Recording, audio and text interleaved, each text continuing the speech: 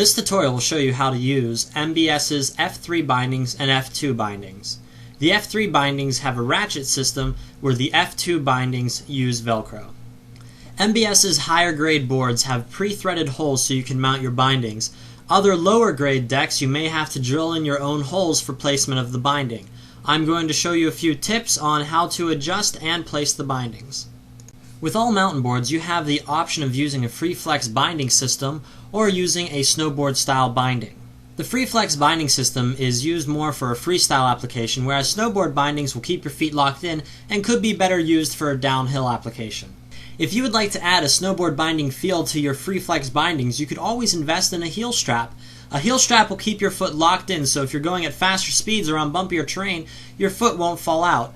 The downside is if you need to take your feet out to stop, correct yourself, get added balance, or push yourself towards an obstacle, a heel strap may not be the best bet. You can adjust the angle of your F2 and F3 binding strap so that way more pressure is applied to the top of your foot near your ankle or your toe. Your ideal goal with adjusting the strap would be to have it apply even pressure across your foot. If you do not have even pressure, you will get a pressure point on the top of your foot, preventing you from being able to ride for an extended period of time. When adjusting your bindings, you want the post to be close to your foot, so that way you can hold yourself in tight to the bindings. Also, you want your toe to be hanging off the edge slightly, as well as your heel. As I said earlier, there are two different types of bindings. There's the F2 binding and the F3 binding. The F2 binding relies on velcro, where the F3 binding is a ratchet system.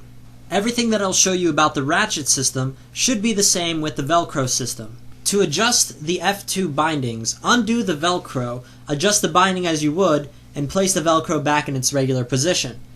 The downside of a velcro binding is for some people who ratchet their bindings rather tight, a velcro system would wear out much quicker and would not allow the same amount of flexibility in customization.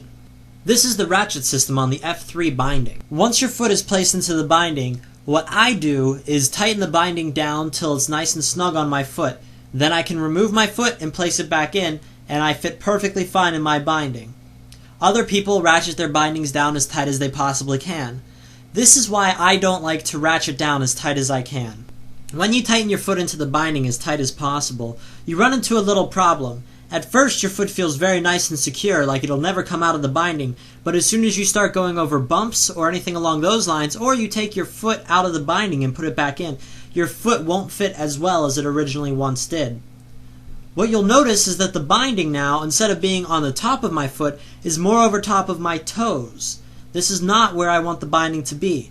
If I were to go off of a jump like this, if I could keep the board on my feet, my heel would definitely get injured because of its placement on the deck.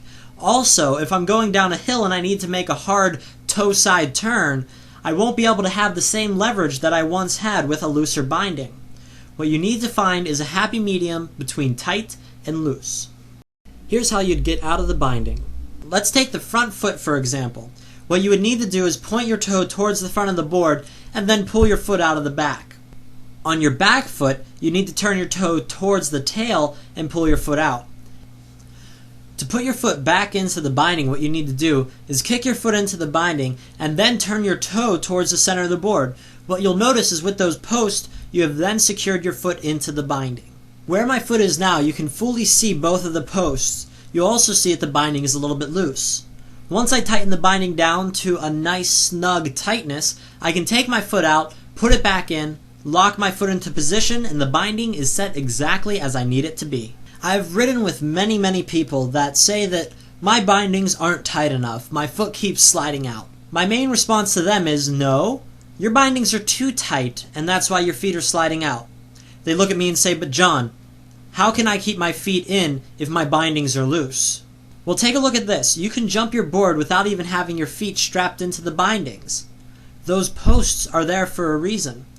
By turning your feet into the center of the board, you can actually jump your entire board off of the ground without using the top strap. Of course, you wouldn't want to go off of a large jump without having bindings strapped down to your feet. This just demonstrates the point that you don't need to overly tighten your bindings in order to keep your feet in. In fact, I would rather go off of a jump with loose bindings than go off a jump with too tight of bindings. Another reason that I stress the point of having looser bindings is so that way you can skate towards any obstacle that you want, put your foot in the binding, and be assured that it's going to be secure enough for you to do any trick that you want. If I were to ratchet my bindings down as tight as I wanted, there would be no possibility for me to skate towards an obstacle and put my foot back into position. That's the end of this tutorial. Now you can go out and adjust your bindings however you want them to be set. Don't forget, you can use a free flex binding, the F2s, the F3s, a heel strap, or if you really wanted to, you could use a snowboard binding.